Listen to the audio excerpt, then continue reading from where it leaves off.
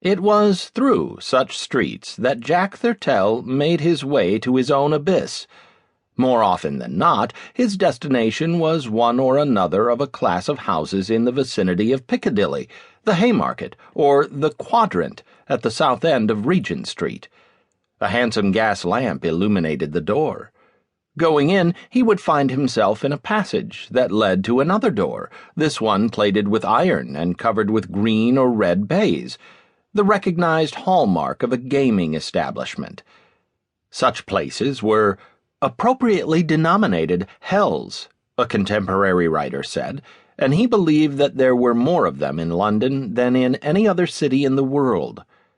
The proprietors, or more properly speaking, the bankers of these houses of robbery, according to an article in the Westminster Review, are composed, for the most part, of a heterogeneous mass of worn-out gamblers, blacklegs, pimps, horse-dealers, jockeys, valets, pettifogging lawyers, low tradesmen, and have-been dealers at their own or other houses. They preyed upon rich and poor alike, but the rich were, of course, the most desirable victims. William Weir, in the prospectus for his Rouge et Noir establishment in Pall Mall, described the house as a select club to be composed of those gentlemen only whose habits and circumstances entitled them to an uncontrolled but proper indulgence in the amusements of the day.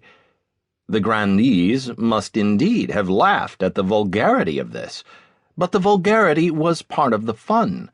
The larger gaming houses were gauchely fitted up as a bait for the fortunes of the great. Invitations to dinner were sent to noblemen and gentlemen, and those who accepted were treated with every delicacy and the most intoxicating wines. After dinner, a visit to the French hazard table in the adjoining room was a matter of course.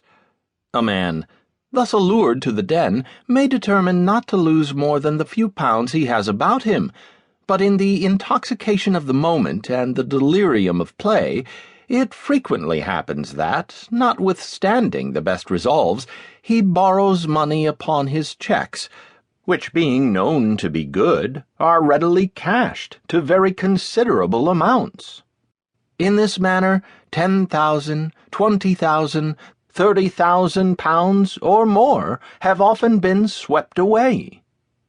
Some patricians, so far from discouraging their sons from gambling, took pains to initiate them in the costly amusement. Among these was Henry Fox, Lord Holland, who educated his boys, Lord Shelburne wrote, with an extravagant vulgar indulgence. In the spring of 1763, Lord Holland could think of no better diversion than to take Charles from his books and convey him to the continent on a round of idleness and dissipation. At Spa, his amusement was to send him every night to the gaming table with a pocketful of gold, and, if family tradition may be trusted where it tells against family credit, the parent took not a little pains to contrive that the boy should leave France a finished rake.